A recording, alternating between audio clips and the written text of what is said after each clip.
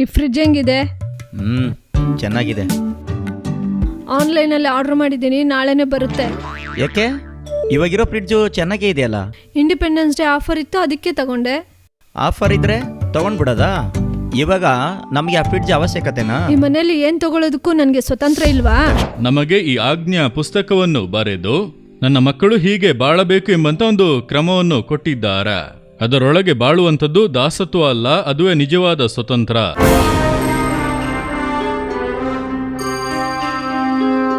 ಪ್ರಿಯರಾದವರೇ, ಯೇಸುಕ್ರಿಸ್ತನ ಮಧುರವಾದ ನಾಮದಲ್ಲಿ ನಿಮ್ಮ ಅದ್ಭುತದ ಸಮಯ ಎಂಬ ಈ ಕಾರ್ಯಕ್ರಮವನ್ನು ನೋಡುತ್ತಿರುವ ನಿಮ್ಮೆಲ್ಲರಿಗೂ ಸ್ವತಂತ್ರ ದಿನಾಚರಣೆಯ ಶುಭಾಶಯಗಳು. ಈ ದಿನದಲ್ಲೂ ನಮ್ಮ ಇಂಡಿಯಾ ಜನರ ಮೂಲಭೂತ ಸೌಕರ್ಯಗಳು ಸಂಧಿಸಲ್ಪಟ್ಟಿತಾ ಎಂದು ನೋಡಿದರೆ ಇಲ್ಲವೇ ಇಲ್ಲ. ಆದರೆ ಅದರ ಕುರಿತು ಸ್ವಲ್ಪ ಯೋಚನೆ ಕೂಡ ಇಲ್ಲದೆ ನಮ್ಮಲ್ಲಿ ಅನೇಕರು ಸ್ವಾರ್ಥದಿಂದ ನಮ್ಮ ವೈಯಕ್ತಿಕ ಸ್ವತಂತ್ರ ಎಂದು ನಮ್ಮೊಳಗೆ ಮಾತನಾಡುತ್ತಾ ಇದ್ದೇವೆ. ಇಂದು ನಮ್ಮಲ್ಲಿರುವಂತಹ ಅನೇಕ ಕಾರ್ಯಗಳು ಇಂಡಿಯಾದಲ್ಲಿರುವ ಅನೇಕ ಜನರಿಗೆ ಇನ್ನೂ ಕೈಗೆಟುಕದ ಫಲವಾಗಿದೆ. ಅನೇಕರ ಮೂಲಭೂತ ಅವಶ್ಯಕತೆಗಳು ನಮ್ಮಲ್ಲಿ ಹೆಚ್ಚಾಗಿಯೇ ಇದೆ. ಹೀಗೆ ದೇವರು ನಮಗೆ ಕೊಟ್ಟಿರುವ ಆಶೀರ್ವಾದಕ್ಕಾಗಿ ದೇವರಿಗೆ ವಂದನೆ ಹೇಳದೆ ಅಸಡ್ಡೆ ಮಾಡಿ ನಮ್ಮಲ್ಲಿ ಇಲ್ಲದಿರುವುದರ ಕುರಿತು, ನಮ್ಮ ನಿರೀಕ್ಷೆಗಳ ಕುರಿತು ಯೋಚಿಸುತ್ತಾ ಇದ್ದೇವೆ. ಈ ಸ್ವತಂತ್ರ ದಿನದಲ್ಲಿ ನಾವು 2 ಕಾರ್ಯಗಳ ತೀರ್ಮಾನ ತೆಗೆದುಕೊಳ್ಳಲಿದ್ದೇವೆ. ಮೊದಲನೆಯದಾಗಿ, ದೇವರು ನಮಗೆ ಕೊಟ್ಟ ಆಶೀರ್ವಾದಕ್ಕಾಗಿ ದೇವರಿಗೆ ವಂದನೆ ಹೇಳಬೇಕು, ಕೃತಜ್ಞತೆ ಉಳ್ಳವರಾಗಿರಬೇಕು. ನಂತರ ನಮ್ಮ ಆಶೀರ್ವಾದ ಮತ್ತೊಬ್ಬರಿಗೆ ಪ್ರಯೋಜನವಾಗುವಂತೆ ನಾವು ಇತರರಿಗೂ ಆಶೀರ್ವಾದವಾಗಿರಬೇಕು. ಈ 2 ಕಾರ್ಯಗಳನ್ನು ನಾವು ಈ ಸ್ವತಂತ್ರ ದಿನದಿಂದ ಅನುಸರಿಸೋಣ. ದೇವರು ನಿಶ್ಚಯವಾಗಿ ನಮ್ಮನ್ನು ಆಶೀರ್ವದಿಸುವರು. ಈಗ ಮೊದಲನೇದಾಗಿ ಯಾವುದು ಸ್ವತಂತ್ರ ಎಂಬ ಒಂದು ಕಿರುನಾಟಕವನ್ನು ನೋಡಲಿದ್ದೇವೆ. ಅದರ ನಂತರ ಸಹೋದರ ಮೋಹನ್ ಸಿ ಲಾಜರಸ್ ಅವರು ನಿಮಗಾಗಿ ಸ್ವತಂತ್ರ ದಿನದ ವಿಶೇಷ ಸಂದೇಶ ಕೊಟ್ಟು ನಿಮಗಾಗಿ ಪ್ರಾರ್ಥಿಸಲಿದ್ದಾರೆ. ಪ್ರಾರ್ಥನೆಯೊಟ್ಟಿಗೆ ದೇವರ ಸಂದೇಶ ಕೇಳಿರಿ, ಪ್ರಾರ್ಥಿಸಿರಿ, ದೇವರಿಂದ ಆಶೀರ್ವಾದಗಳನ್ನು ಹೊಂದಿಕೊಳ್ಳಿರಿ. ಇದು ನಿಮ್ಮ ಅದ್ಭುತದ ಸಮಯ.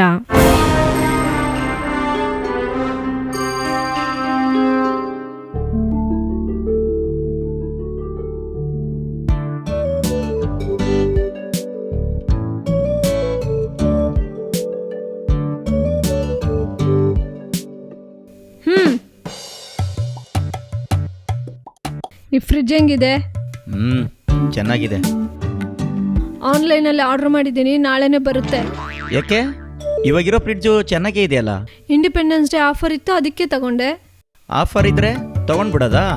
ಇವಾಗ ನಮಗೆ ಆ ಫ್ರಿಡ್ಜ್ ಅವಶ್ಯಕತೆನಾ? ಈ ಮನೇಲಿ ಏನ್ ತಗೊಳ್ಳೋದಕ್ಕೂ ನನಗೆ ಸ್ವತಂತ್ರ ಇಲ್ವಾ? ತಕ್ಷಣ ನಿನ್ ರಾಗ ತೆಗೆದ್ಬಿಡ್ತೀಯಲ್ಲ. ಮತ್ತೆ ನನ್ನ ವೈಯಕ್ತಿಕ ಸ್ವತಂತ್ರದಲ್ಲಿ ತಲೆ ಹಾಕ್ಬೇಡಿ. ನಾನು ಹೇಳೋದನ್ನ ಕೇಳಿ. ನೀನ್ ಹೇಳೋದೆಲ್ಲ ಕೇಳ್ಕೊಂಡು ಹೂ ಅಂತ ತಲೆಯಾಡ್ಸೋದಕ್ಕೆ ನಾನೇನ್ ಕೋಲೆ ಬಸವಲ್ಲ, ನಿನ್ ಗಂಡ. ನಾನು ಗಂಡ ಹೆಂಡತಿ ಅಂತಾನೆ ಮದುವೆ ರಿಜಿಸ್ಟ್ರೇಷನ್ ಅಲ್ಲಿ ಸೈನ್ ಮಾಡಿದ್ದು. ಅದನ್ ಬಿಟ್ಟು ನೀನ್ ಹೇಳಿದ್ನೆಲ್ಲ ಕೇಳ್ಕೊಂಡು ದಾಸಿ ಆಗಿರ್ತೀನಿ ಅಂತ ಬರ್ಕೊಟ್ಟಿಲ್ಲ. ಹಾಗಾದ್ರೆ ನಾನು ಅಡಿಗೆ ಮಾಡಿ ಬಟ್ಟೆ ತೊಳೆಯಕ್ ಮಾತ್ರ ಬೇಕಲ್ವಾ? ಹೌದು, ನೀನ್ ಮಾಡಾಕಿದ್ನ ತಿನ್ಬಿಟ್ರೆ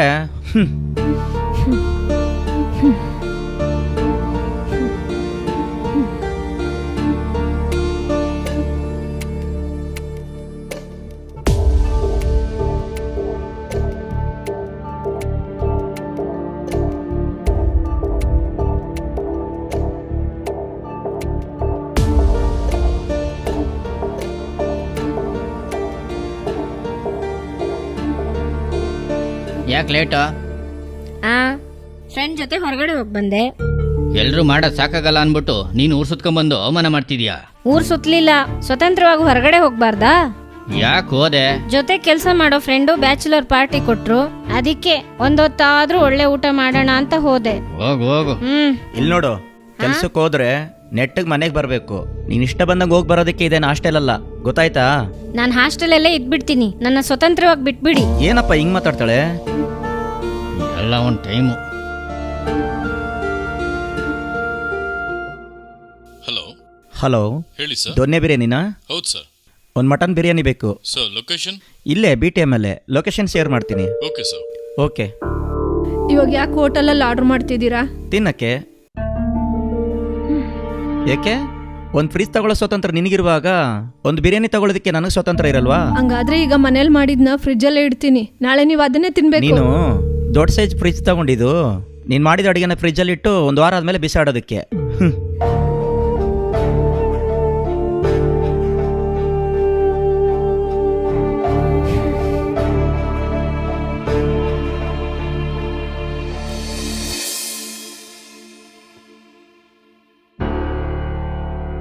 ಯಾಕಮ್ಮ ಊಟ ಮಾಡ್ದಲ್ಲಿ ಅರ್ಧದಲ್ಲ ಎದ್ದಾಳ್ತಿದ್ಯಾ? ಊಟ ಇಷ್ಟ ಆಗ್ಲಿಲ್ಲಪ್ಪ. ಹೋಟೆಲಲ್ಲಿ ರುಚಿ ನೋಡಿದ್ಮೇಲೆ ಹಂಗೆ ಇರುತ್ತೆ. ನೀವು ರುಚಿಯಾಗಿ ಅಡ್ಗೆ ಮಾಡಿದ್ರೆ ನಾನ್ಯಾಕೆ ಹೋಟೆಲಲ್ಲಿ ತಿನ್ನಕ್ ಹೋಗ್ಲಿ? ಏನಮ್ಮ ಒಂದ್ ಸ್ವಲ್ಪ ಉಪ್ಪು ಜಾಸ್ತಿ ಹಾಕದಲ್ವಾ? ನಿಮಗ್ ಜಾಸ್ತಿ ಆಗ್ಬೇಕು, ನಿಮ್ ಮಗನ್ ಕಡಿಮೆ ಆಗ್ಬೇಕು. ನಿಮ್ ಮಗಳಿಗೆ ನಾನು ಅಡಿಗೆ ಮಾಡೋದೇ ಇಷ್ಟ ಇಲ್ಲ. ಒಬ್ಬೊಬ್ರಿಗೆ ಇಷ್ಟ ಬಂದಂಗೆಲ್ಲ ನಾನು ಮಾಡಕ್ಕಾಗಲ್ಲ. ನೀನ್ ಮಾಡಾಕಿದ್ನೆಲ್ಲ ತಿನ್ನಕ್ಕೆ ನನಗಾಗಲ್ಲ ಕಣಮ್ಮ. ಅಪ್ಪ ವಯಸ್ಸಾದ ಕಾಲದಲ್ಲಿ ಮಾಡಿದ್ನ ತಿನ್ನಕ್ಕೇನಪ್ಪ? ವಯಸ್ಸಾಗ್ಬಿಟ್ರೆ ಹೊಟ್ಟೆ ಬಾಯಿ ಏನು ಇರಲ್ವಾ? ನಾನೇನು ಬಿಟ್ಟು ತಿಂತಾ ಇಲ್ಲ. ತಿಂಗಳ 5,000 ಕೊಟ್ಬಿಟ್ಟೆ ತಿಂತಾ ಇರೋದು. ಅಪ್ಪ ದುಡ್ಡು ತಗೊಂಡು ಊಟ ಆಗೋದಕ್ಕೆ ನಾವೇನು ಹೋಟೆಲ್ ನಡೆಸ್ತಾ ಇಲ್ಲ. ಜೈಲಲ್ಲೇ ಇದಕ್ಕಿಂತ ಚೆನ್ನಾಗಿರೋ ಊಟ ಸಿಗುತ್ತೆ ಅನ್ಸುತ್ತೆ. ಹೋಗಿ ಜೈಲಲ್ಲೇ ತಿನ್ನಿ. ನಾನು ಯಾಕೆ ಜೈಲಲ್ಲಿ ತಿನ್ಬೇಕು? ನನಗೆ ಬರೋ ಪೆನ್ಷನ್ ಹಿಡ್ಕೊಂಡು ನಾನು ಸ್ವತಂತ್ರವಾಗಿ ಜೀವನ ಮಾಡ್ತೀನಿ. ಇನ್ಮೇಲೆ ನಾನು ಈ ಮನೇಲಿ ಅಡಿಗೆನೆ ಮಾಡಲ್ಲ. ಅಪ್ಪ ನೀವೆಲ್ಲ ಕೆಲ್ಸಕ್ಕೆ ಹೋಗ್ತೀನಿ ಅಂತ ತಾನೇ ಈ ತರ ಎಲ್ಲ ಮಾತಾಡ್ತೀರಾ? ನಾನು ಕೆಲ್ಸಕ್ಕೆ ಹೋಗಿ ಸಂಪಾದನೆ ಮಾಡಿ ತಿಂತೀನಿ. ಹಣೆ ಬರ ಛೇ. ಏನ್ ಹೇಳೋದೋ ಗೊತ್ತಿಲ್ಲ ಅತ್ತಿಗೆ. ಇಲ್ಲಿ ಅಡಿಗೆ ವಿಷಯದಲ್ಲಿ ತುಂಬಾ ಸಮಸ್ಯೆ ಆಗಿದೆ ಅತ್ತಿಗೆ. ಸರಿಮ್ಮ, ಇಂಡಿಪೆಂಡೆನ್ಸ್ ಡೇಗೆ ನಾನು ಇಂಡಿಯಾಗೆ ಬರ್ತೀನಲ್ಲ, ಅವಾಗ ಮಾತಾಡೋಣ, ಸರಿನಾ? ನಿಮ್ಮೆಲ್ರಿಗೂ ಹ್ಯಾಪಿ ಇಂಡಿಪೆಂಡೆನ್ಸ್ ಡೇ. ಕಮಲ, ಅಮೆರಿಕದಲ್ಲಿದ್ರು ನಮ್ಮ ದೇಶನ ಪ್ರೀತಿಸಿ ಇಲ್ಲಿ ಬಂದು ಪ್ರಾರ್ಥನೆ ಮಾಡಿ ಇಂಡಿಪೆಂಡೆನ್ಸ್ ಡೇನ ಆಚರಣೆ ಮಾಡೋದು ತುಂಬಾ ಸಂತೋಷವಾಗಿದೆ ಅಮ್ಮ. ಸರಿ, ಇವಾಗ ನಾವು ಕೇಕ್ ಕಟ್ ಮಾಡೋಣ. ಓಕೆ, ಕಟ್ ಮಾಡೋಣಮ್ಮ. ನೀವೇ ಗೆಸ್ಟ್, ನೀವೇ ಕಟ್ ಮಾಡಿ.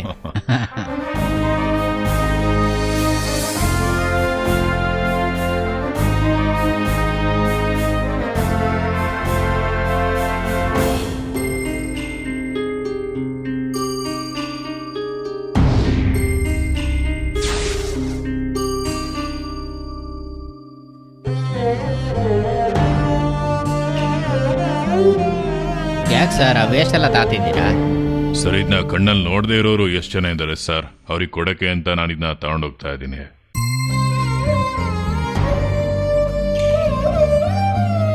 ಕೇಳಿದ್ರ? ಈ ದೇಶದಲ್ಲಿ ಎಷ್ಟೋ ಜನ ಒಂದೊತ್ತು ಊಟಕ್ಕೂ ಕಷ್ಟಪಡ್ತಿರುವಾಗ ನೀವೆಲ್ಲ ಆಹಾರನ ವೇಸ್ಟ್ ಮಾಡಿ ರುಚಿಯಾಗಿ ತಿನ್ನೋದಿಕ್ಕೆ ಅಂತ ಜಗಳ ಆಡ್ತಿದ್ದೀರಾ.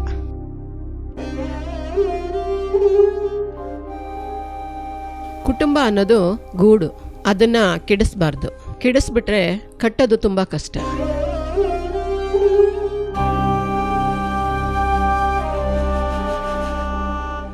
ನೀವೆಲ್ಲರೂ ಸ್ವತಂತ್ರ ಅನ್ನೋ ಹೆಸರಲ್ಲಿ ಗೂಡ್ಬಿಟ್ಟು ಅಲಿಯೋ ಹಕ್ಕಿ ತರ, ಹೇಳ್ಬೇಕಂದ್ರೆ ಗೂಡಲ್ಲಿ ಸಿಕ್ಕಾಕೊಂಡಿರೋ ಹಕ್ಕಿ ತರ ಬಾಳ್ತಾ ಇದ್ದೀರಾ. ಬೇರೆ ದೇಶಗಳಲ್ಲಿ ಸ್ವತಂತ್ರವಾಗಿ ಬಾಳ್ತೀವಿ ಅಂತ ಅನೇಕ ಜನರು ಕುಟುಂಬ ಸಂಬಂಧನ ಕಳ್ಕೊಂಡು ಇವತ್ತು ಪಶ್ಚಾತ್ತಾಪ ಪಡ್ತಾ ಇದ್ದಾರೆ. ಇವತ್ತು ನಾವು ಕೂಡ ಅದೇ ತಪ್ಪನ್ನ ಮಾಡ್ತಾ ಇದ್ದೀವಿ. ಅನೇಕ ಸಂಸ್ಕೃತಿಗಳನ್ನ ಒಳಗೊಂಡ ನಮ್ಮ ದೇಶದ ಬಲನೇ ವಿಭಿನ್ನತೆಯಲ್ಲಿ ಐಕ್ಯತೆ. ನಾವು ಐಕ್ಯತೆಯಿಂದ ಹೋರಾಡಿನೇ ಸ್ವತಂತ್ರವನ್ನ ಗಳಿಸ್ಕೊಂಡ್ವಿ. ನಮ್ಮ ಕುಟುಂಬನೂ ಕೂಡ ಹಾಗೇನೆ. 5 ಬೆರಳು ಒಂದೇ ತರ ಇರಲ್ಲ, ಆದರೆ 5 ಬೆರಳು ಸೇರಿದ್ರೇನೆ ಬಲ. ವಿಭಜಿಸಿ ಆಳುವಂತ ಕುತಂತ್ರ ಸೈತಾನನದ್ದು. ಅದನ್ನ ತಿಳ್ಕೊಂಡು ಐಕ್ಯತೆಯಿಂದ ಪ್ರಾರ್ಥಿಸ್ಬೇಕು. ಇಲ್ಲ ಅಂದ್ರೆ ಕುಟುಂಬ ಅನ್ನೋ ಗೂಡು ಒಡೆದು ಏಸಪ್ಪ ಕೊಟ್ಟಿರೋ ಅಂತ ಬಿಡುಗಡೆನ ಕಳ್ಕೊಂಡು ದಾಸತ್ವದಲ್ಲಿ ಸಿಗಾಕೊಳ್ತೀವಿ.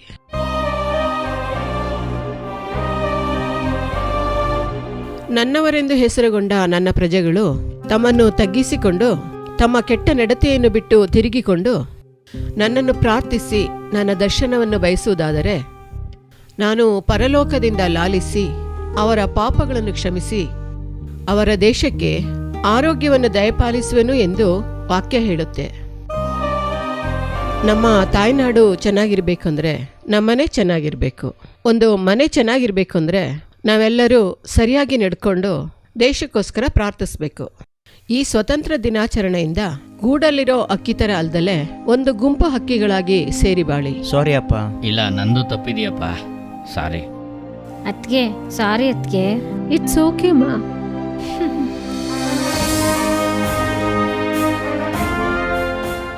ಹಾಗೆ ನಿಮ್ಮೆಲ್ರಿಗೂ happy independence day. Happy independence day.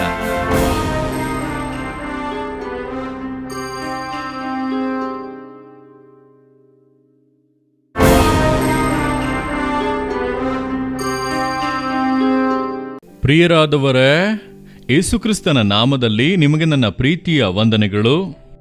ನಾವು 77ನೇ ಸ್ವತಂತ್ರ ದಿನಾಚರಣೆಯನ್ನು ಆಚರಿಸಲಿದ್ದೇವೆ. ನಾವು ದೇವರ ಮಕ್ಕಳು, ದೇವರನ್ನು ಪ್ರೀತಿಸುವ ಮಕ್ಕಳು.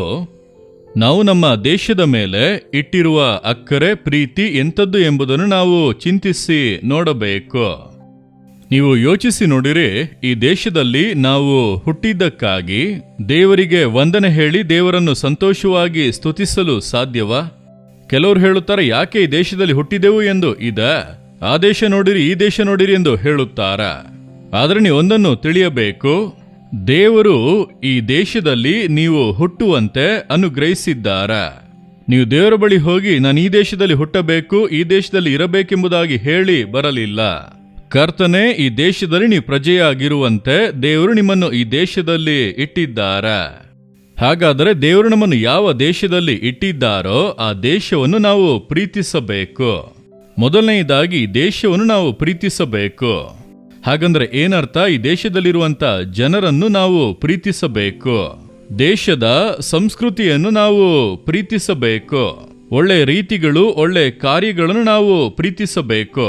ಹಾಗಾದರೆ ದೇಶವನ್ನು ನಾವು ಪ್ರೀತಿಸುವಾಗ ಎಲ್ಲರೂ ಹೇಳುತ್ತಾರೆ, ನಾವು ದೇಶವನ್ನು ಪ್ರೀತಿಸುತ್ತೇವೆ ಎಂದು. ನಿಜವಾಗಿ ಪ್ರೀತಿಸುವುದರ ಅರ್ಥವೇನು? ದೇಶಕ್ಕಾಗಿ ಪ್ರಾರ್ಥನೆ ಮಾಡಬೇಕು, ದೇಶ ಕ್ಷೇಮವಾಗಿರಬೇಕು ಎಂದು ಪ್ರಾರ್ಥಿಸುವುದು. ವಾಕ್ಯ ಏನ್ ಹೇಳುತ್ತದೆ? 2 ಪೂರ್ವಕಾಲ ವೃತ್ತಾಂತ 7:14 ನನ್ನವರೆಂದು ಹೆಸರುಗೊಂಡ ನನ್ನ ಪ್ರಜೆಗಳು ತಮ್ಮನ್ನು ತಗ್ಗಿಸಿಕೊಂಡು ತಮ್ಮ ಕೆಟ್ಟ ನಡತೆಯನ್ನು ಬಿಟ್ಟು ತಿರುಗಿಕೊಂಡು ನನ್ನನ್ನು ಪ್ರಾರ್ಥಿಸಿ ನನ್ನ ದರ್ಶನವನ್ನು ಬಯಸುವುದಾದರೆ ನಾನು ಪರಲೋಕದಿಂದ ಲಾಲಿಸಿ ಅವರ ಪಾಪಗಳನ್ನು ಕ್ಷಮಿಸಿ ಅವರ ದೇಶದಲ್ಲಿ ಆರೋಗ್ಯವನ್ನು ದಯಪಾಲಿಸುವೆನು. I will heal the nation. ದೇವರು ಹೇಳುತ್ತಾರೆ, ನಾನು ದೇಶಕ್ಕೆ ಆರೋಗ್ಯವನ್ನು ದಯಪಾಲಿಸುವೆನು ಎಂಬುದಾಗಿ. ಹಾಗಾದರೆ ದೇಶ ಅನಾರೋಗ್ಯದಲ್ಲಿ ಇದೆಯಾ? ಸ್ವತಂತ್ರಕ್ಕೆ ಮುಂಚೆ ದೇಶ ಅನ್ಯ ದೇಶದವರಿಗೆ ದಾಸರಾಗಿ ಇದ್ದದ್ದರಿಂದ ಬಹಳ ಕಷ್ಟಗಳನ್ನು ಜನರು ಸಂಧಿಸಿದರು. ಆದ್ದರಿಂದಲೇ ದೇಶ ಸ್ವತಂತ್ರ ಹೊಂದಬೇಕು. ಈ ದಾಸತ್ವದಿಂದ ಬಿಡುಗಡೆ ಆದರೆ ನಮ್ಮ ದೇಶ ನಮ್ಮ ಇಷ್ಟದಂತೆ ನಾವು ಕಾನೂನುಗಳು, ವಿಧಿವಿಧಾನಗಳನ್ನು ರೂಪಿಸಿಕೊಂಡು ಸಂತೋಷವಾಗಿ ಬಾಳಬಹುದು. ಈಗ ಅನ್ಯರು ನಮ್ಮನ್ನು ದಾಸರನ್ನಾಗಿ ಮಾಡಿ ಅವರ ಇಷ್ಟದ ಪ್ರಕಾರ ನಡೆಸುತ್ತಾ ಇದ್ದಾರೆ. ಆದ್ದರಿಂದ ನಮಗೆ ಬಿಡುಗಡೆ ಬೇಕು ಎಂಬುದಾಗಿ ವೀರ ಸ್ವತಂತ್ರ ಹೋರಾಟಗಾರರು ಎದ್ದು ಅವರು ಅನೇಕ ವರ್ಷಗಳು ಹೋರಾಡಿ ಅದರ ನಂತರ ನಮ್ಮ ದೇಶಕ್ಕೆ ಸ್ವತಂತ್ರ ಸಿಕ್ಕಿತು ಎಂಬುದನ್ನು ನಾವು ಅರಿತಿದ್ದೇವೆ. ಆದರೆ ಇಂದು ನಮ್ಮ ಜೀವಿತದಲ್ಲಿ ನಿಜವಾದ ಸ್ವತಂತ್ರ ಇದೆ ಎಂದು ಅಂದುಕೊಳ್ಳುತ್ತೀರಾ? ಹಾಗಾದರೆ ಅಂದು ಮಾತ್ರ ಕಷ್ಟಗಳಿದ್ದವು, ಇಂದು ಇಲ್ಲವಾ? ಇಂದು ಕೋಟಿಗಟ್ಟಲೆ ಜನರು ಒಂದು ಹೊತ್ತು ಊಟ ಕೂಡ ಇಲ್ಲದೆ, ರಾತ್ರಿ ಊಟ ಮಾಡದೆ ಹಾಸಿಗೆಗೆ ಹೋಗುವಂತವರು 30 ಕೋಟಿಗಿಂತಲೂ ಹೆಚ್ಚು ಜನರು ಎಂಬುದಾಗಿ ಒಂದು ಪತ್ರಿಕೆಯ ವರದಿ ಹೇಳುತ್ತದೆ. ಇಂಡಿಯಾದಲ್ಲಿ ರಾತ್ರಿ ಹೊಟ್ಟೆಗೆ ಇಲ್ಲದೆ ಮಲಗಲು ಹೋಗುವಂತವರು.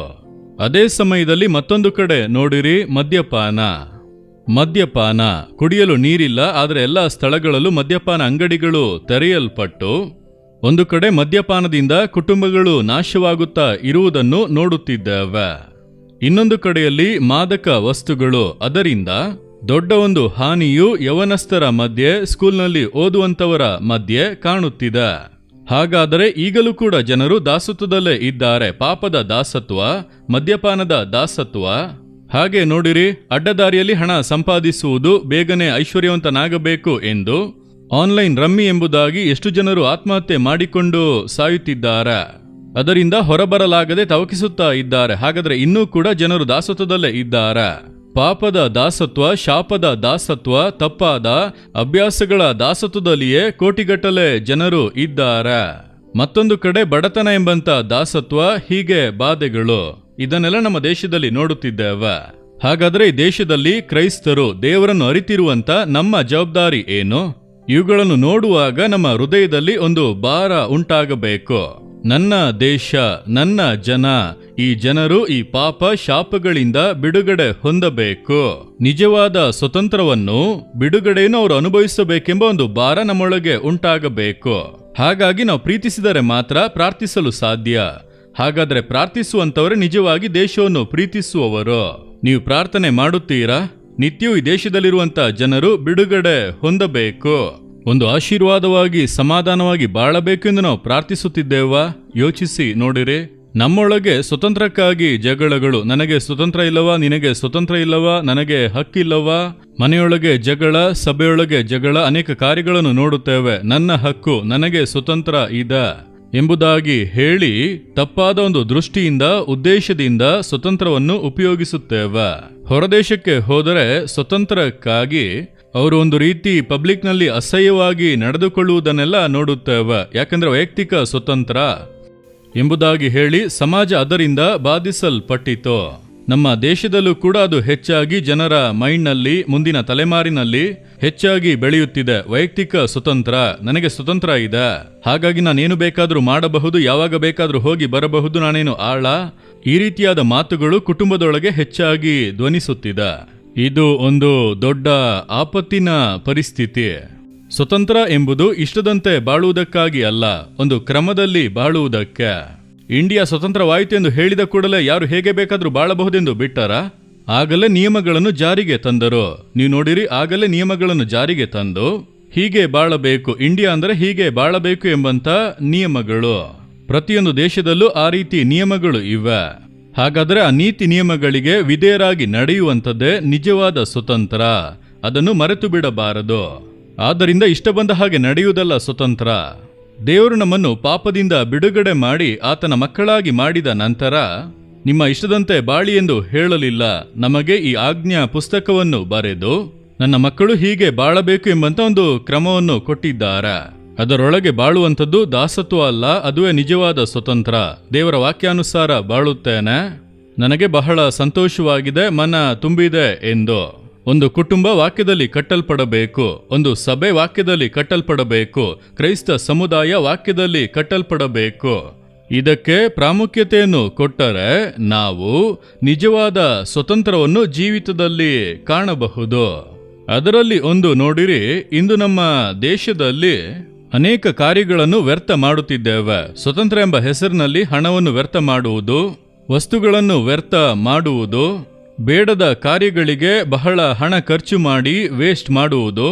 ನಾವು ಆಹಾರವನ್ನು ವೇಸ್ಟ್ ಮಾಡುತ್ತೇವಲ್ಲ, ಅದು ಬಹಳ ದೊಡ್ಡ ವೇಸ್ಟ್ ಎಂಬುದಾಗಿ ಒಂದು ವರದಿಯು ಹೇಳುತ್ತದೆ. ಆದರೆ ನಮ್ಮ ದೇಶದಲ್ಲಿ ಹಸಿವಿನಿಂದ ಮಲಗಲು ಹೋಗುವವರು ಕೋಟಿಗಟ್ಟಲೆ ಇದ್ದಾರೆ. ಹಾಗಾದರೆ ನಾವು ವ್ಯರ್ಥ ಮಾಡದೆ ಈ ರೀತಿಯಾಗಿ ಬಾಧಿಸಲ್ಪಟ್ಟವರಿಗೆ ಸಹಾಯ ಮಾಡುವುದೇ ನಿಜವಾದ ಸ್ವತಂತ್ರವನ್ನು ಹೊಂದಿದ ದೇವಜನರಿಗೆ ಗುರುತಾಗಿದೆ. ದೇವರು ನನ್ನನ್ನು ಆಶೀರ್ವದಿಸಿದ್ದಾರೆ, ಬಿಡುಗಡೆ ಕೊಟ್ಟಿದ್ದಾರೆ, ನನ್ನನ್ನು ಸುಭಿಕ್ಷವಾಗಿ ಇಟ್ಟಿದ್ದಾರೆ, ನಾನು ಮತ್ತೊಬ್ಬರಿಗೆ ಆಶೀರ್ವಾದವಾಗಿ ಇರುವೆನು. ಹಾಗಾದರೆ ದೇವರು ದೇಶಕ್ಕೆ ಆಶೀರ್ವಾದವನ್ನು ಕೊಡಬೇಕೆಂದರೆ ನಮ್ಮ ಮೂಲಕವೇ ಆಶೀರ್ವಾದವನ್ನು ಕೊಡಬೇಕು.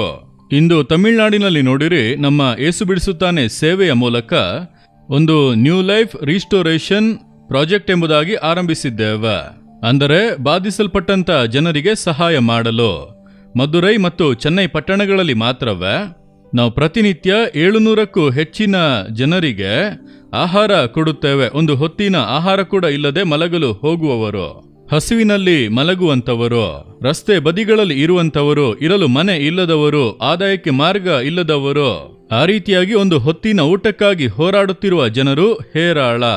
ಹಾಗಾಗಿ ಅಂತಹ ಜನರಿಗೆ ಒಂದು ಹೊತ್ತಾದರೂ ಒಳ್ಳೆ ಊಟ ಕೊಡಬೇಕು ಎಂದು ಇದನ್ನು ಮಾಡಲು ಆರಂಭಿಸಿದ್ದೇವೆ. ಈಗ ಅದು ವಿಸ್ತಾರಗೊಳ್ಳುತ್ತಲೇ ಇದೆ. ಅನೇಕರು ಅದಕ್ಕೆ ಸಹಾಯ ಮಾಡಿ ನಿಮ್ಮ ಮೂಲಕವೇ ನಾವು ಅದನ್ನು ಮಾಡುತ್ತಾ ಇದ್ದೇವೆ. ಹಾಗಾದ್ರೆ ನಮ್ಮ ದೇಶ ಆಶೀರ್ವಾದವಾಗಿರಬೇಕಂದ್ರೆ ನಮ್ಮ ದೇಶವನ್ನು ಪ್ರೀತಿಸಬೇಕು, ದೇಶಕ್ಕಾಗಿ ಪ್ರಾರ್ಥಿಸಬೇಕು, ದೇಶ ಬಿಡುಗಡೆ ಹೊಂದಲು ಜನರಿಗಾಗಿ ಪ್ರಾರ್ಥಿಸಬೇಕು, ಸಹಾಯ ಮಾಡಬೇಕು.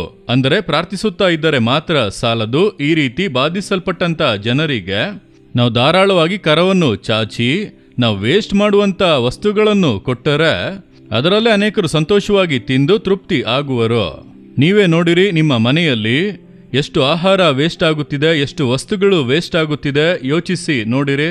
ಆ ರೀತಿ ಅದನ್ನು ವ್ಯರ್ಥ ಮಾಡದೆ ನಾವು ಮತ್ತೊಬ್ಬರಿಗೆ ಕೊಟ್ಟು ಸಹಾಯ ಮಾಡಿದರೆ ಅನೇಕರು ತೃಪ್ತಿಯಿಂದ ತಿಂದು ಸಂತೋಷವಾಗಿ ಇರುವರು. ಆದ್ದರಿಂದ ನಮ್ಮ ದೇಶದಲ್ಲಿರುವಂತ ಜನರಿಗೆ ನಾವು ಸಹಾಯ ಮಾಡಲು ನಮ್ಮನ್ನು ಅರ್ಪಿಸಿಕೊಳ್ಳಬೇಕು. ದೇವರದನ್ನು ಕಟ್ಟಲೆಯಾಗಿ ಹೇಳುತ್ತಾರೆ, ಸತ್ಕಾರ್ಯಗಳನ್ನು ಮಾಡಿರಿ, ಒಳ್ಳೆಯದನ್ನು ಮಾಡಿರಿ, ಒಳ್ಳೆಯದನ್ನು ಮಾಡಲು ಕಲಿಯಿರಿ ಎಂದು ದೇವರು ಹೇಳುತ್ತಾರೆ. ಒಂದು ದೇಶದಲ್ಲಿ ಬಡವರು ಇಲ್ಲದೆ ಇರುವುದಿಲ್ಲ. ಆದ್ದರಿಂದ ಧಾರಾಳವಾಗಿ ನಿನ್ನ ಕರಗಳನ್ನು ತೆಗೆದು ಕೊಡು ಎಂಬುದಾಗಿ ದೇವರು ಹೇಳುತ್ತಾರೆ. ಪ್ರತಿಯೊಬ್ಬ ದೇವ ಮಕ್ಕಳು ಒಬ್ಬರಿಗೆ ನಾವು ಸಹಾಯ ಮಾಡಲು ಆರಂಭಿಸಿದರೆ ಎಲ್ಲರೂ ಒಂದು ತೃಪ್ತಿಯಿಂದ ಸಂತೋಷದಿಂದ ಬಾಳಬಹುದು. ಅದನ್ನು ಯೋಚಿಸಿ ನೋಡಿರಿ. ನೀವಿರುವಂಥ ಸಮುದಾಯದಲ್ಲಿ, ಇರುವ ಏರಿಯಾದಲ್ಲಿ, ಇರುವಂಥ ಗ್ರಾಮ ಪಟ್ಟಣದಲ್ಲಿ ಈ ರೀತಿ ಅವಶ್ಯಕತೆ ಉಳ್ಳಂಥ ಜನರಿಗೆ ನಾನು ಏನು ಮಾಡಬಹುದು ಎಂದು ಯೋಚಿಸಿ ಸಹಾಯ ಮಾಡಲು ಆರಂಭಿಸಿ ಒಂದು ಆಶೀರ್ವಾದವಾದ ಸಮಾಜವನ್ನು ನಾವು ನೋಡೋಣ. ಆಗ ನಾನು ಯೇಸುವನ್ನು ಪ್ರೀತಿಸುತ್ತೇನೆ, ನನ್ನ ಇಂಡಿಯಾವನ್ನು ಪ್ರೀತಿಸುತ್ತೇನೆ, ಇಂಡಿಯಾದ ಜನರನ್ನು ಪ್ರೀತಿಸುತ್ತೇನೆ ಎಂಬುದಾಗಿ ನಾವು ಧೈರ್ಯವಾಗಿ ಸಂತೋಷವಾಗಿ ಹೇಳಬಹುದು. ದೇವರು ನನಗೆ ಕೊಟ್ಟಂತ ಈ ದೇಶದ ಜನರ ಮೇಲೆ ಪ್ರೀತಿ ಇಟ್ಟಿದ್ದೇನೆ ಎಂಬುದನ್ನು ಅದರ ಮೂಲಕವಾಗಿ ನಾವು ತೋರ್ಪಡಿಸುತ್ತೇವೆ. ಏನು ಮಾಡದೆ ಸ್ವಾರ್ಥಿಗಳಾಗಿ ಜೀವಿಸುತ್ತಾ ಇರುವಂತವರು ದೇಶವನ್ನು ಪ್ರೀತಿಸುತ್ತೇನೆ ಎಂಬುದಾಗಿ ಹೇಗೆ ಹೇಳಲು ಸಾಧ್ಯ? ಆದ್ದರಿಂದ ದೇವರ ಮಕ್ಕಳು ನಾವು ವಿಭಿನ್ನವಾದವರು. ನಮ್ಮ ದೇವರು ದೇಶವನ್ನು ಪ್ರೀತಿಸುವವರು, ದೇಶವನ್ನು ಆಶೀರ್ವದಿಸುವಂತ ದೇವರು ಆಗಿದ್ದಾರೆ. ನಾವು ಈ ದೇಶವನ್ನು, ಈ ಜನರನ್ನು ಪ್ರೀತಿಸಿ ಈ ದಿನಗಳಲ್ಲಿ ಜನರಿಗೆ ಒಳ್ಳೆಯದನ್ನು ಮಾಡುವುದಕ್ಕೆ ನಮ್ಮನ್ನು ಅರ್ಪಿಸಿಕೊಳ್ಳೋಣ. ಆಗ ದೇವರು ನಿಮ್ಮನ್ನು, ನಿಮ್ಮ ಕುಟುಂಬವನ್ನು ಆಶೀರ್ವದಿಸಿ ಘನಪಡಿಸುವರು. ನಾವು ಪ್ರಾರ್ಥಿಸೋಣ. ತಂದೆಯೇ, ನಮ್ಮ ಇಂಡಿಯಾ ದೇಶವನ್ನು ನೀವು ಪ್ರೀತಿಸುವುದಕ್ಕಾಗಿ ಸ್ತೋತ್ರ. ದೇವರೇ, ನಮ್ಮ ದೇಶದಲ್ಲಿ ಇನ್ನೂ ಪಾಪದಲ್ಲಿ, ಶಾಪದಲ್ಲಿ, ತಪ್ಪಾದ ನಂಬಿಕೆಯಲ್ಲಿ ದಾಸರಾಗಿ ಆಶೀರ್ವಾದವಿಲ್ಲದೆ ತವಕಿಸುತ್ತಿರುವಂತ ಮಕ್ಕಳನ್ನು ನೋಡಿ ಅವರ ಬಿಡುಗಡೆಗಾಗಿ ನಾವು ಪ್ರಾರ್ಥನೆ ಮಾಡುತ್ತೇವೆ. ಇನ್ನು ದಾರಿದ್ರ್ಯದಲ್ಲಿ, ಬಡತನದಲ್ಲಿ ದೇವರೇ ಹಸಿವಿಗೆ ಆಹಾರ ಕೂಡ ಇಲ್ಲದೆ ತವಕಿಸುವ ಜನರನ್ನು ನೆನೆಸುತ್ತೇವೆ. ಆ ಜನರಿಗೆ ನಾವು ಸಹಾಯ ಮಾಡಲು ಒಂದು ಹೊತ್ತಿನ ಆಹಾರವನ್ನಾದರೂ ಕೊಡಲು, ಕನಿಷ್ಠ ಒಬ್ಬರಿಗಾದರೂ ನಾವು ಸಹಾಯ ಮಾಡಲು ನಮ್ಮ ಪ್ರತಿಯೊಬ್ಬೊಬ್ಬರಿಗೂ ಕೃಪೆ ಕೊಡಿರಿ. ನಿಮ್ಮ ದೇಶಕ್ಕೆ ಆರೋಗ್ಯವನ್ನು ಕೊಡುವೆನೆಂದು ಮಾತು ಕೊಟ್ಟಿದ್ದೀರಿ. ನಮ್ಮನ್ನು ತಗ್ಗಿಸಿ ಅರ್ಪಿಸಿ ಪ್ರಾರ್ಥಿಸುತ್ತೇವೆ. ನಮ್ಮ ದೇಶದ ಮೇಲೆ ಅಕ್ಕರೆ ಉಳ್ಳವರಾಗಿ ಪ್ರಾರ್ಥಿಸಲು, ಕಾರ್ಯ ಮಾಡಲು ಕೃಪೆ ಕೊಡಿರಿ. ಈ ದಿನದಲ್ಲಿ ನಾವು ಮಾಡಿದಂತ ಪ್ರಾರ್ಥನೆಯನ್ನು ಕೇಳಿ ನಮ್ಮ ದೇಶದಲ್ಲಿ ಒಂದು ದೊಡ್ಡ ಆತ್ಮೀಕ ಬದಲಾವಣೆಯನ್ನು, ಆರ್ಥಿಕ ಬದಲಾವಣೆಯನ್ನು ಕೊಟ್ಟು ನೀವು ಆಶೀರ್ವದಿಸುವುದಕ್ಕಾಗಿ ಸ್ತೋತ್ರ. ಯೇಸು ಕ್ರಿಸ್ತನ ನಾಮದಲ್ಲಿ ಪ್ರಾರ್ಥಿಸುತ್ತೇವೆ ತಂದೆಯೇ. ಆಮೇನ್, ಆಮೇನ್.